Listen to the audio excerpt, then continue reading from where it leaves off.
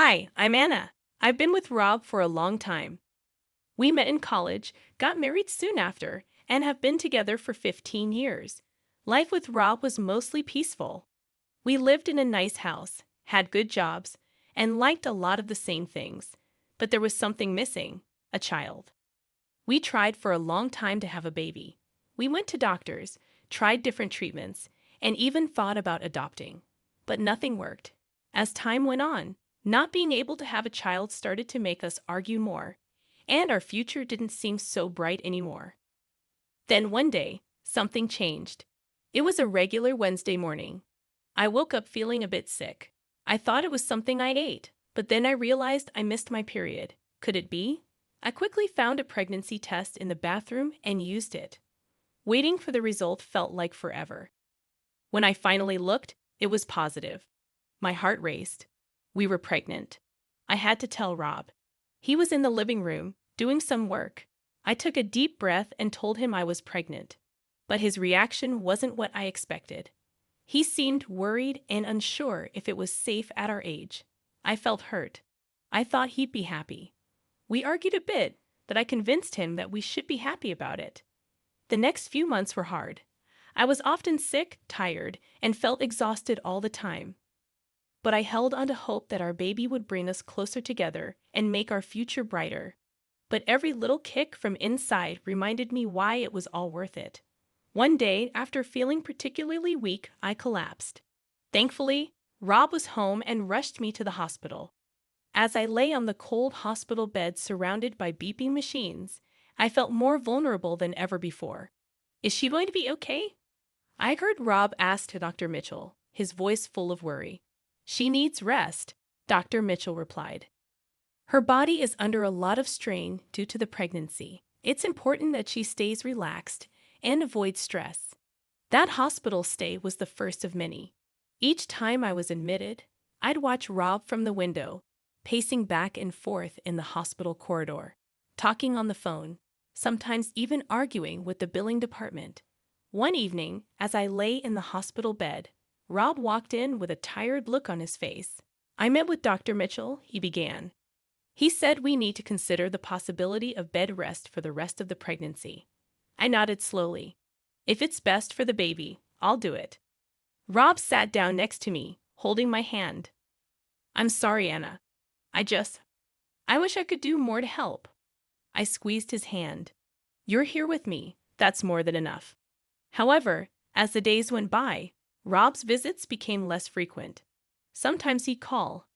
Other times he'd send a text saying he was caught up with work, but the distance between us seemed to be growing. During one of my longer hospital stays, feeling particularly low and missing the comfort of home, I asked a nurse if I could use the phone to call Rob. It's been 3 days, I said, trying to keep the tremor out of my voice. When he answered, I said, You haven't visited. I know, Anna. It's hard for me seeing you like this, he admitted. Rob, I need you now more than ever, I said. Silence. I'll try to come by tomorrow, he finally said, his voice distant. But tomorrow turned into the day after, and soon a week had passed. Feeling isolated and alone, I confided in my nurse, Lisa. He's probably just scared, she suggested, trying to be comforting. Sometimes when people can't handle situations, they distance themselves. One morning, after a particularly difficult night, Dr. Mitchell came into my room.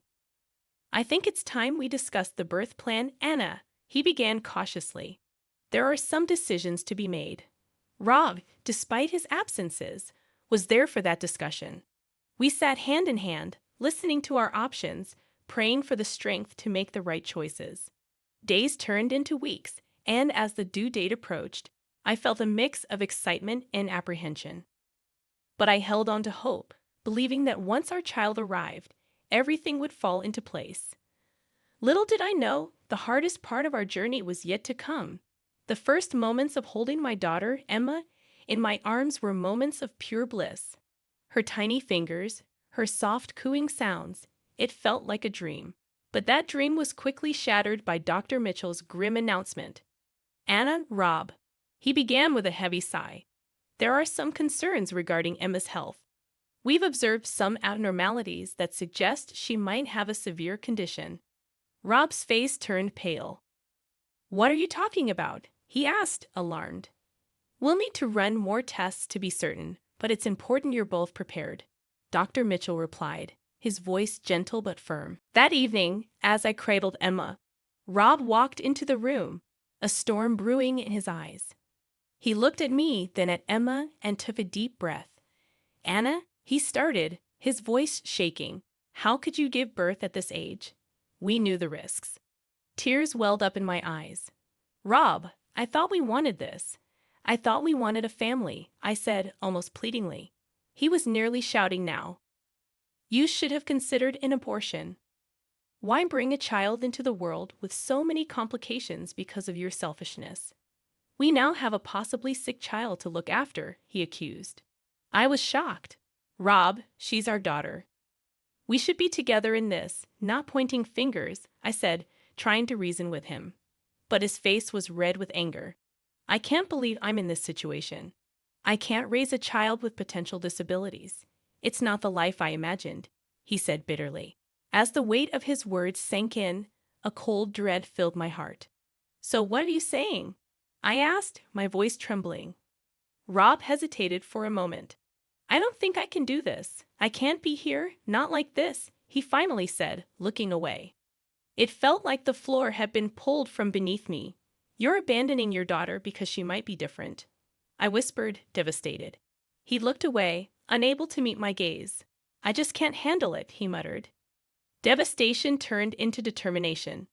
Fine, if you're leaving, then leave for good. But you'll have no claim over Emma, I declared, my voice shaking with emotion. He didn't respond. Instead, he turned and walked away, leaving me with our newborn daughter, grappling with the uncertainty of our future. The first few weeks after Rob left were the hardest. The house felt empty, but the silence was deafening, and the reality of being a single mother weighed heavily on me. But every time I looked into Emma's big, innocent eyes, I felt a surge of determination. I was going to make sure she had the best life possible, no matter what it took. My sister, Linda, was a godsend during this time. She came over often, helping with household chores and looking after Emma so I could rest. One evening, as I was feeding Emma, Linda walked in, holding 2 mugs of hot cocoa. Anna, she began gently, you need to think about the future. Have you considered finding a place of your own? I sighed, looking around the home that held so many memories. I've thought about it, but the thought of leaving this place, it's just hard. Linda took my hand. I know, but think about Emma. This house will always remind you of Rob and everything that happened. You both deserve a fresh start. She was right. I needed to let go of the past and focus on building a new life for Emma and me. The search for a new place wasn't easy. With my limited savings and no job, options were limited. But then one day, Linda called me excitedly. Anna, you won't believe what I found. There's a small house for rent in my neighborhood. It's perfect for you and Emma. I went to see the house the very next day. It was a cozy 2-bedroom place with a small garden in the back. The landlord, Mrs. Peterson, was a kind elderly lady who lived next door. Linda speaks very highly of you, Mrs. Peterson said, smiling warmly.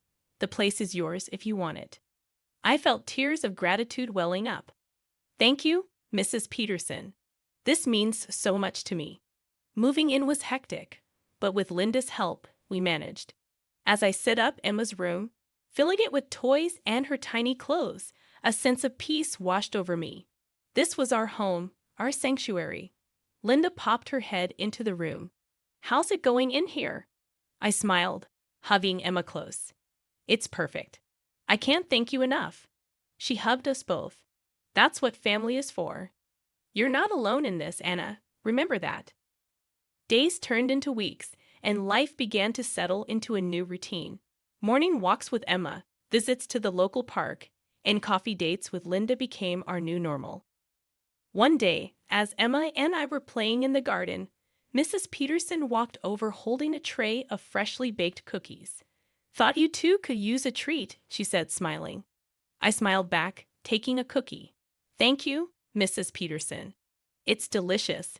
She chuckled. Call me Ellie. Feels strange being called Mrs. Peterson by my new neighbor. We chatted as Emma giggled and played. Ellie shared stories of her own children, offering advice and wisdom. I felt the connection, a sense of community that had been missing for so long. As the days went by, the pain of the past began to fade. With the support of my sister and new friends like Ellie, I realized that while one chapter of my life had closed, another even more beautiful one was just beginning. Emma's first birthday was just around the corner, and I was deep in preparations. Ellie and Linda offered their assistance, suggesting ideas for decorations and games. As the day drew nearer, I found myself reflecting on the whirlwind of the past year. My baby girl, Emma, was blossoming into a bubbly, inquisitive child, her laughter a constant source of joy. One afternoon, as I was laying Emma down for her nap, the phone rang. The sound was sharp and unexpected. "Hello?" came the familiar voice. It was Dr. Mitchell. I felt a twinge of anxiety. "Dr. Mitchell, is there a problem?" He hesitated, which only deepened my concern. "Anna, I need you to come to the hospital. There's something about Emma we need to discuss." I felt my heart in my throat. "Is she okay?" His voice was thick with regret. "Please come in. We need to talk face to face." Linda agreed to watch Emma while I rushed to the hospital. The drive felt much longer than it was, my mind racing with worst-case scenarios. Dr. Mitchell greeted me in his office, his usually calm face lined with worry. "Anna, I'm so sorry to call you in this way. My patience was thinning. What's going on?" Taking a deep breath, he began, "There's been a grave error. The initial test we ran on Emma after her birth got mixed up with another baby's." My confusion grew. "Meaning?" He met my gaze, his eyes filled with regret. "Emma is healthy, Anna. She doesn't have any medical condition. I can't express how deeply sorry I am." The weight of his words hit me hard. "You mean to tell me I've lived this past year under false assumptions? My life turned upside down because of this." His voice was barely above a whisper. "Yes, and it's my responsibility. I can't begin to fathom the pain this has caused." I thought of Rob, of the bitterness and the pain this mistake had caused. "It's shattered my life," I said. Dr. Mitchell looked defeated. "I know words can't change the past, but I'll do everything I can to make it right." I took a moment to collect my thoughts. I need time to process this. Driving home, a mix of relief and fury consumed me. Yet seeing Emma's joyful face as I walked in grounded me. She was my world, and she was okay. That night, Linda and I sat down, and I relayed everything. She was horrified. "Anna, what are you going to do?" I looked at Emma, peacefully sleeping. "For now, nothing. And I don't want Rob to know. He made his choice." Linda squeezed my hand. "You're strong, Anna. Remember, you're not alone in this." In the stillness of the night, I reflected on our journey. Yes, the revelation about Emma's health was bittersweet, but one thing was for sure. I would protect and cherish her regardless of the past. The swift passage of time amazed me. Before I knew it, Emma was already 5 and gearing up for her first day of school. My feelings were a whirlwind of pride, hope, and the natural apprehension of a mother. At breakfast a few days before school, Emma gazed at me, her eyes shimmering with anticipation. "Mom, will I be going to school like other kids?" I smiled warmly. "Yes, sweetie. In just a few days, you'll be starting." Her face lit up. "Will I find friends there? Will they like me?" Touched by her innocence, I assured her, "Emma, you're such a lovely girl. Of course they'll adore you." On her first day, dressed in her new school uniform with a pink backpack hanging from her shoulders, Emma paused at the school gates with a quiver in her voice. She admitted, "Mommy, I'm scared. No one will talk to me." I crouched to her eye level. "Honey, always remember to be yourself. You're amazing, and they'll see that. Just give it some time." Her small hand waved goodbye as she joined the bustling crowd of students. I watched her until she was out of sight, my heart heavy with the typical worries of a parent. A few weeks later, Emma was all excitement and stories about her new friend, Sophia. Their adventures during breaks, their shared love for painting, and their little secrets. One day, she bounced home, asking, "Mom, can Sophia come over tomorrow?" Delighted at her blossoming friendship, I agreed. "Absolutely. I'm eager to meet your new buddy." The next afternoon was filled with their giggles and playful shouts. From the corner of my eye, I noticed their genuine bond, and I thought of how childhood friendships were so pure and uncomplicated. As the sun dipped, a car pulled up. Emma, holding Sophia's hand, led her to the door. To my shock, standing there were Rob and a young woman, presumably his new wife. Emma, inside now. Rob's voice was curt. Sophia, sensing the tension, looked worriedly between her parents and me. "Daddy, I had so much fun." "Emma's my best friend," she said. Rob's gaze was cold. "Sophia, we've talked about this. You shouldn't play with inferior children," his voice dripping with disdain, making it clear whom he referred to. I felt a rush of anger. Before I could retort, the young woman, probably trying to mediate, gently tugged at Sophia's hand. "Come, dear, let's go home." Emma stood close to me, her eyes filled with confusion and hurt as the car drove away. She whispered, "Mom, why did he say that?" Holding her close, I replied, "Sometimes, sweetie, people don't say the nicest things. But always remember, you're wonderful just the way you are." That evening, as I tucked Emma in, I promised myself that no matter what, I'd always protect her from the cruel judgments of the world. Only days after the incident, my phone buzzed with an unknown number. I hesitated, then answered. A woman's voice, soft yet firm, responded, "Hi, this is Emily, Sophia's mother. Can we talk?" Surprised, I replied cautiously, "Of course. What's on your mind?" She hesitated. "I'd rather discuss this face to face. Can we meet tomorrow? There's a cafe around the corner from your house." After a moment, I agreed. "All right. See you at 10 a.m. The next morning, I saw Emily waiting. She looked out of place, her pristine appearance contrasting with the laid-back vibe of the cafe. As I approached, she stood up, offering a polite if slightly forced smile. "Thank you for coming," she began, her eyes searching mine. After the other day, I couldn't shake off a nagging feeling that there's more to the story than Rob's told me. I took a deep breath. I'm not one to spread tales, but since Sophia is involved, I think you should know. Over the next hour, I unfolded our past, how Rob and I have struggled with fertility, my unexpected pregnancy, his disinterest, the misdiagnosis, his leaving, and my subsequent journey with Emma. I made sure to be factual, not letting emotion color the narrative. Emily sat stunned. "He never told me any of this.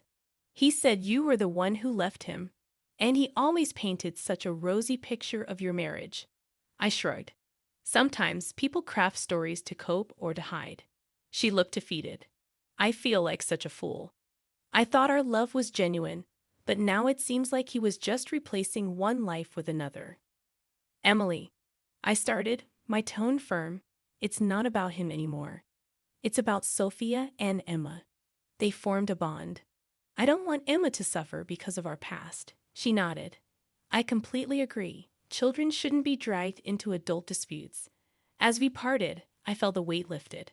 For the first time, I felt like I was truly freed from Rob's shadow. Having laid our past bare, that evening as Emma played with her toys, she looked up. "Mom, will I see Sophia again?" Smiling, I said, "Yes, sweetie, you will. And always remember, your past doesn't define your future. You do." My phone buzzed on the coffee table, startling me from my thoughts. Rob's name flashed on the screen, a name I hadn't expected to see in a long time. Hesitating for only a moment, I answered, "Anna." Rob's voice was filled with a mix of anger and desperation. "Do you have any idea what you've done?" I frowned, taken aback. "What are you talking about?" He spat out bitterly. "Emily left me. She filed for divorce, and she's taken everything. I've lost almost everything, Anna, and it's all because she spoke to you." I could hardly believe what I was hearing. "Rob, you made your choices." I just told her the truth. There was a heavy pause. "She also told me about Emma, that she's healthy." "You never told me. Why would I, after everything you said, after everything you did?" You didn't deserve to know, I retorted. Rob's voice grew softer, almost pleading. Anna, I made a mistake. I realize that now. I want to be there for Emma. I want to be there for you. We can be a family again. I scoffed in disbelief. Now that your life's in shambles, you suddenly want us back? You're unbelievable, Rob. Anna, I know I messed up, but I've changed. Please, give me a chance. I could feel anger rising in me. You walked out on us, Rob. You called our daughter inferior and turned your back. Now that your little fairy tale with Emily has ended, you think you can just waltz back into our lives. Think again. He sounded desperate. Anna, I was wrong.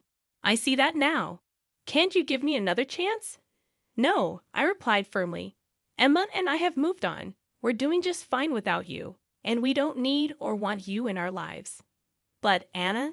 He started, but I ended the call. My heart was racing. I took a deep breath, letting the emotions wash over me. Emma and I had each other, and that was all that mattered. I wouldn't let Rob's selfishness disrupt our peace.